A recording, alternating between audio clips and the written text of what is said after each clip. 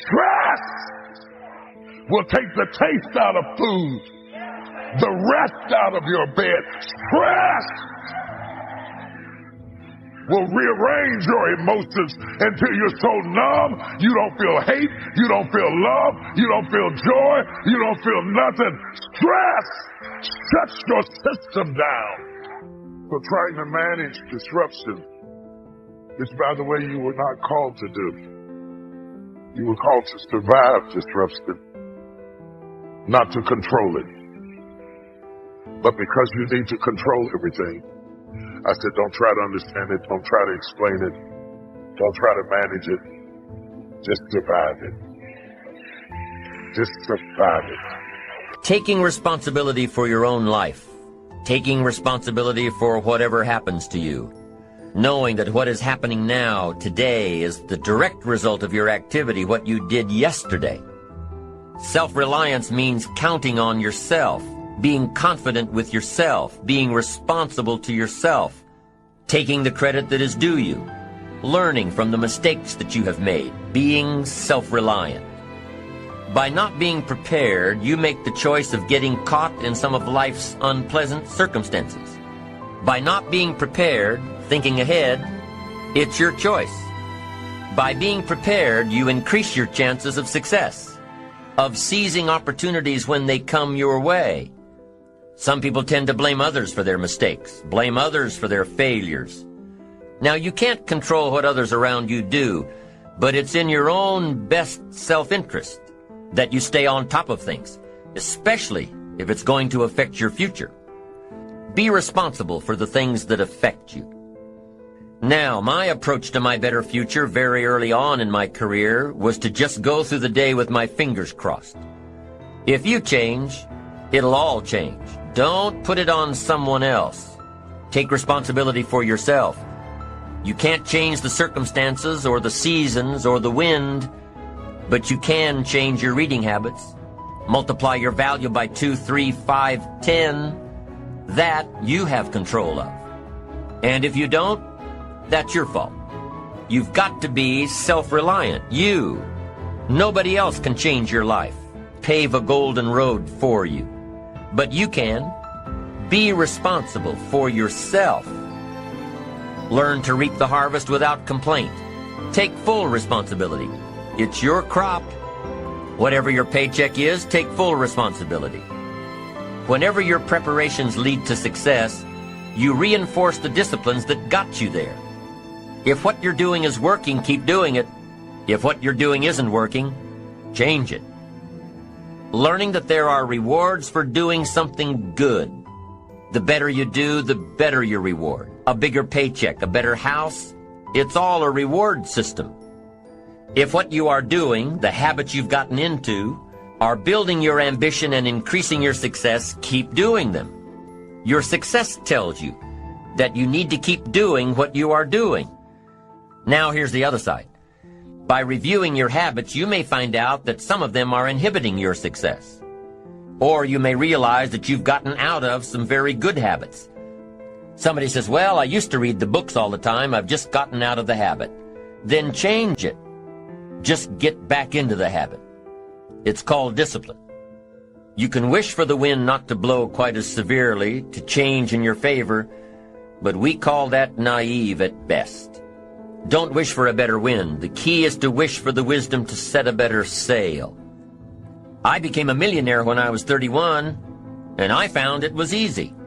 Now here's my definition of easy. It was something I could do. But here's a little parenthesis. I worked hard at it. I made sure I did all that I could. I found something that I could do, but I worked hard at it. But what I did was easy, meaning it was something I could do. Well, you say, Mr. Rohn, if it was so easy, how come all those other people around you didn't get rich? Here's why. It's easy not to. It's easy to keep doing the things that don't work. It's easy to keep bad habits. It's easy not to develop the disciplines. Here's a philosophical phrase. The things that are easy to do are also easy not to do. Here's the key formula for success. A few disciplines practiced every day.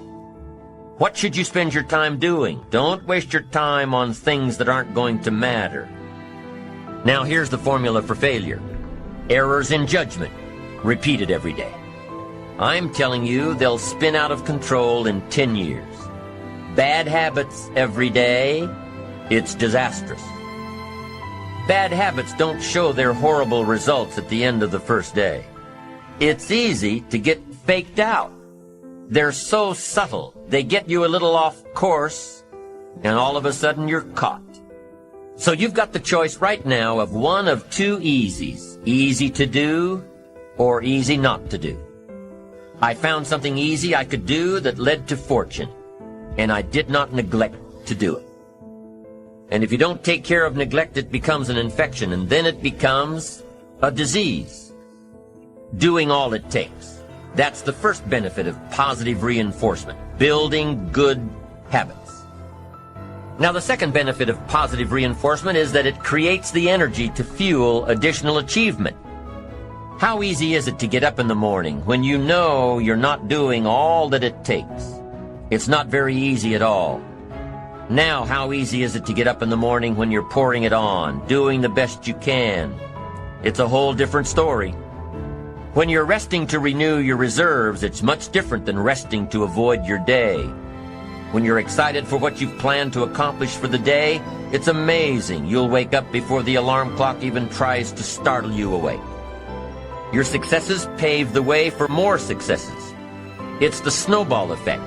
And pretty soon, the disciplines that were so difficult in the beginning are now part of your philosophy. Earn the most you possibly can.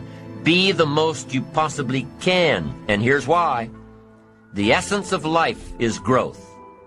And here's what's interesting. Humans are the only life form that will do less than they possibly can. How tall will a tree grow? As tall as it possibly can. Trees send their roots down as deep as possible, produce every leaf possible and every fruit possible. Now, why wouldn't human beings strive to their maximum possibility? Here's why. Because we've been given the dignity of choice. And here's the choice. To become part of what we could be, or to become all that we can be. My best advice for you is to choose the all. See as much as possible, do as much as possible, make as much fortune as possible. I'm telling you, once I got on track, I've never looked back. Pick up the challenge, go for it.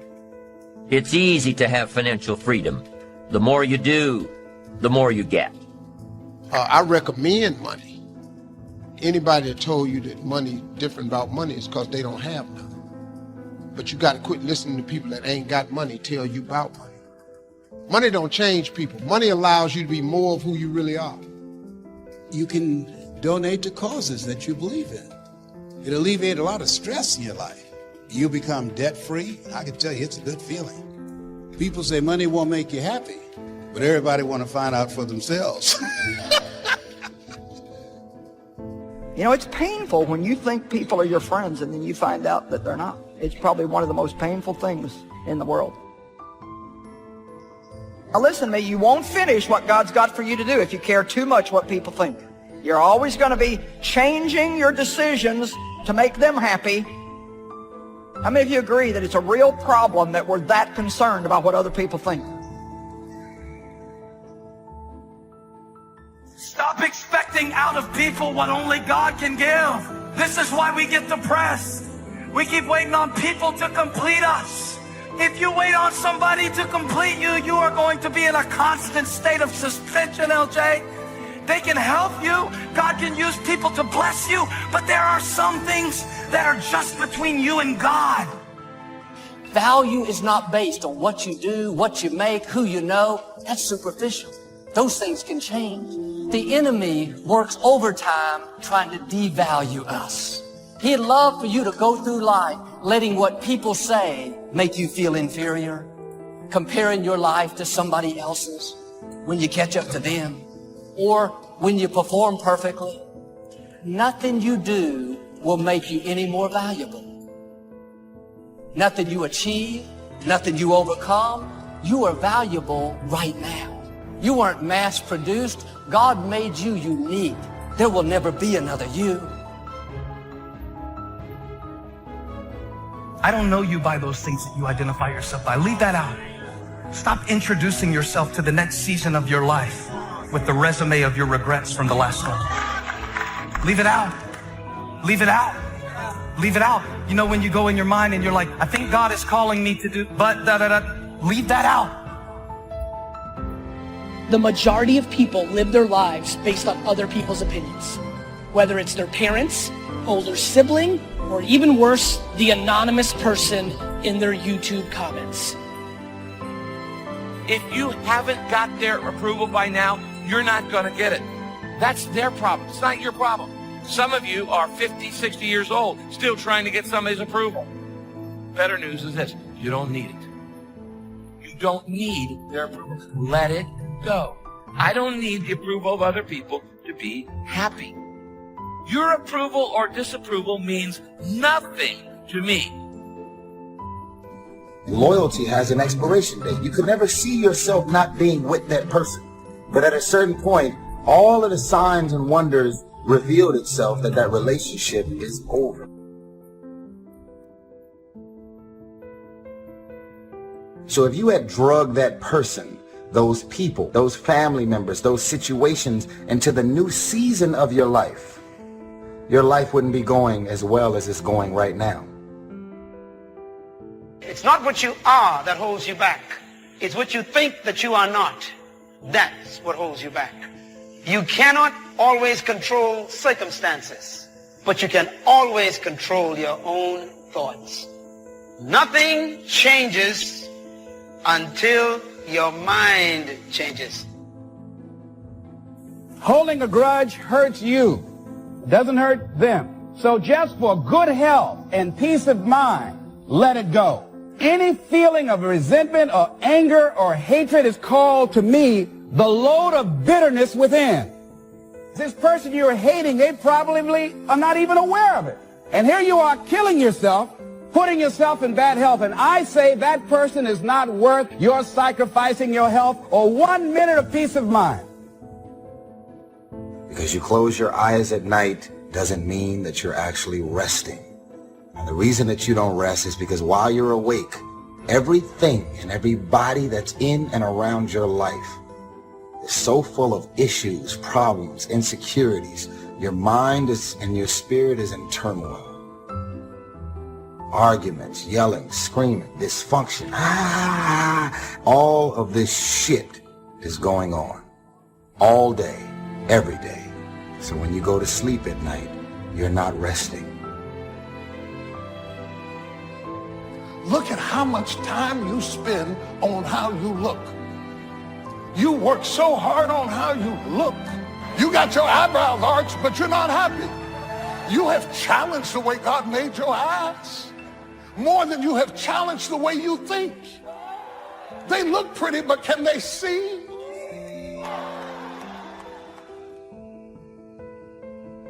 When you feel good about yourself, other people will feel good about you too. Get involved in some form of disciplined exercise. Keeping fit and feeling good has a positive effect on your attitude, not just your appearance. Physical fitness pays great dividends in terms of your energy level, your ability to live a long, healthy life, and your general sense of well-being. And well-being have a lot to do with how your life works out. And if you have people around you who are not sensitive to who you are, and the people that can hurt you the most, ladies and gentlemen, are the people that you love. They're the ones that you're vulnerable to. They're the ones that can get to you. See, if you don't draw the line with people, if you just let them run rampant in your life, and you let things happen to you that you don't feel good about, if you continue to allow it to happen, you won't feel good about yourself. Your image of yourself will erode. So you've got to draw the line. We rely too much on what people think. But we all have people that are not giving us their approval. They don't see what we have to offer. Don't live frustrated, thinking that there's something wrong with you, trying to prove to them who you are. Let it go. If you had to have it, they would give it. Since you don't, keep your head held high, shake it off, Your value doesn't come from people, it comes from your Creator. There are other things in this world you can lean on, but my concern is when the things of the world begin to fail you, what then? What do you turn to then when the bank's not giving you a loan? What do you lean on when relationships are such in turmoil and everybody else is getting a divorce, so you get one too? We don't even fight for our relationships like we used to. What do you lean on? And I'm telling you, when everything fails you, what do you lean on then? Whatever your goal is, whatever your journey is, be it weight loss, be it relationships, like if you want to be a good mom or dad, I want you to ask yourself, do I love myself enough to give myself permission to go after what I want? It's too easy to just comfortably sit and stop growing. It often doesn't seem to be that necessary to make the push, to make the effort to learn and to grow and to challenge yourself. Be that unusual person. Succeeding in life is not usual. You need to develop some unusual habits to earn the outstanding rewards. You want a lot more than standard results? You need to become a lot more than a standard person.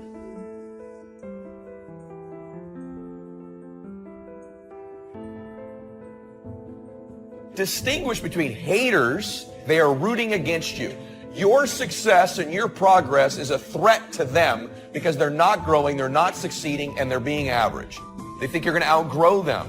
It exposes their lack of growth, their lack of progress. You need to understand who they are. You need to react accordingly. You don't listen to them, and in some cases they need to be removed from your life.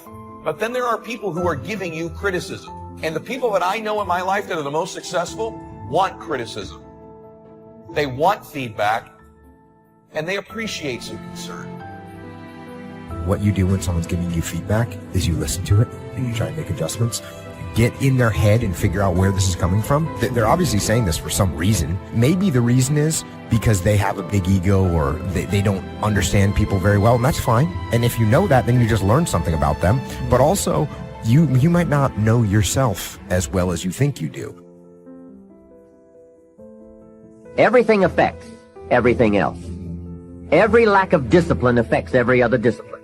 Every new discipline affects every other discipline. Every new thing you try affects the rest of your performance. Isn't that exciting? So get started on every small discipline you can think of. The greatest deterrent to success is lack of self-confidence. And lack of self-confidence comes from not doing what you could do. Set a goal to entice you to become the person it takes to achieve it.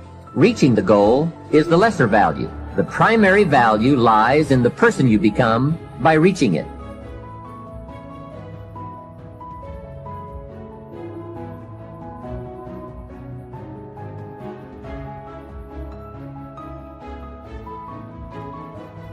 The ability to be resilient toward your dreams, to keep marching on, win the struggle, the strife, the trial, the turmoil, the chaos, the frustration, the hurt, the anger, the disappointment, the shame, the regret, the embarrassment. When all that is there and you keep marching on, you know you'll be a successful person. It's the ability to be optimistic enough to know this too shall pass. This time shall change. I will find a way. I will honor my truth and keep pursuing my dreams. Thick and thin, storm or night, I will maintain my march.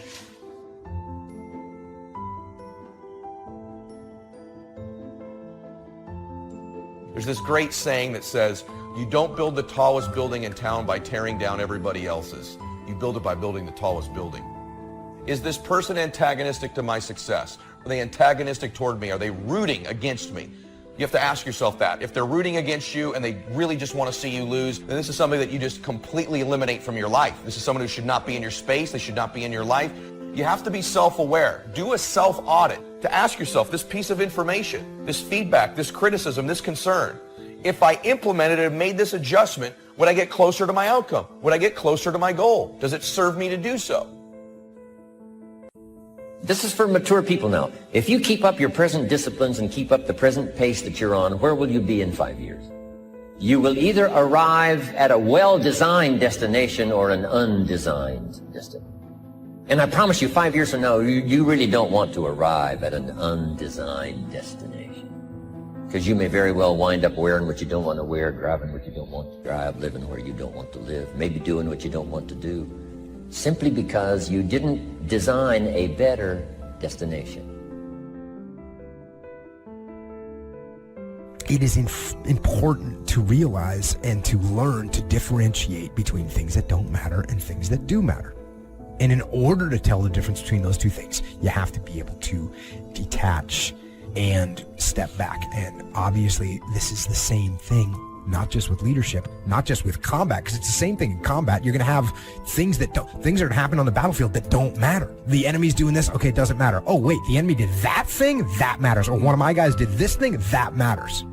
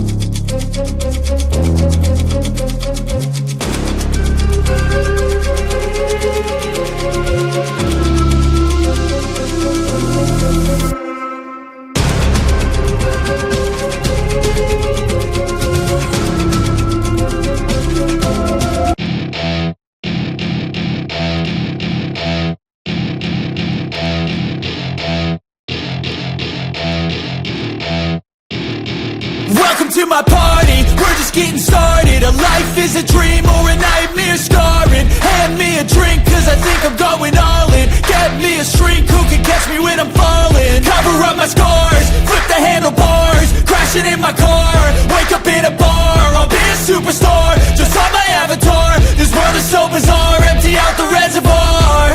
Yeah, I'm taking 6 shots, yeah, straight to the face. And I wanna get lost, I'm sick of this place. Don't know how to stop when I'm feeling this way. So I'm taking 6 shots till I'm feeling okay.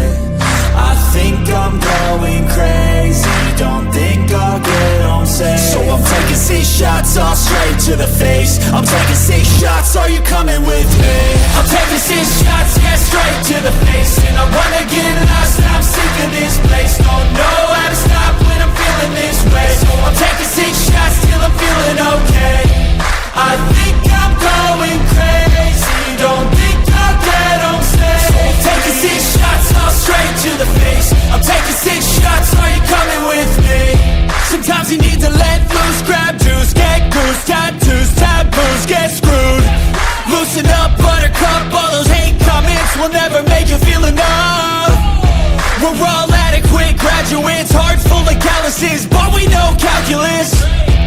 Damn, ain't that fabulous? Can't wait to apply all those mathematicus. But we can't get a job that pays us enough. I'm about to pop up.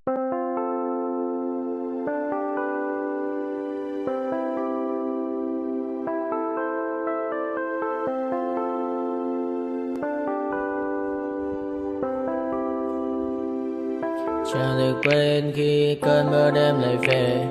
Em đã quên lời thề và ta như đông chìm sâu. Không còn mới em anh nhận màu. Em chỉ cần mơ đâu em bay. Chỉ còn là những cơn mưa vô giá. Cho bên mưa em không mơ hay. Anh một đêm mơ chỉ cần bên em không được cần nhớ. Và chỉ có em không muốn nhớ. Và người ta bên nhau như ngã thơ. Muốn nhớ về say em chỉ có mấy em ở đây. Và anh như muốn chết đi nhưng không muốn em mãi và mãi.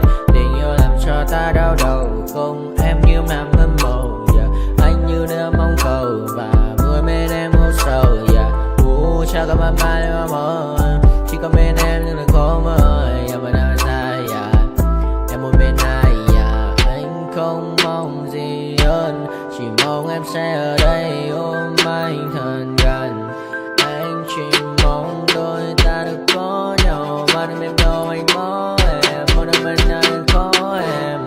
Ta sẽ trao nhau môi hôn thật sâu, ôm anh cứ nữa mà ngâu, và em chỉ nằm đâu. Anh không muốn em ở đâu đâu, một cơn lạnh thứ anh không mơ cầu. Mà không đôi anh mà bên giờ anh chỉ là my friend.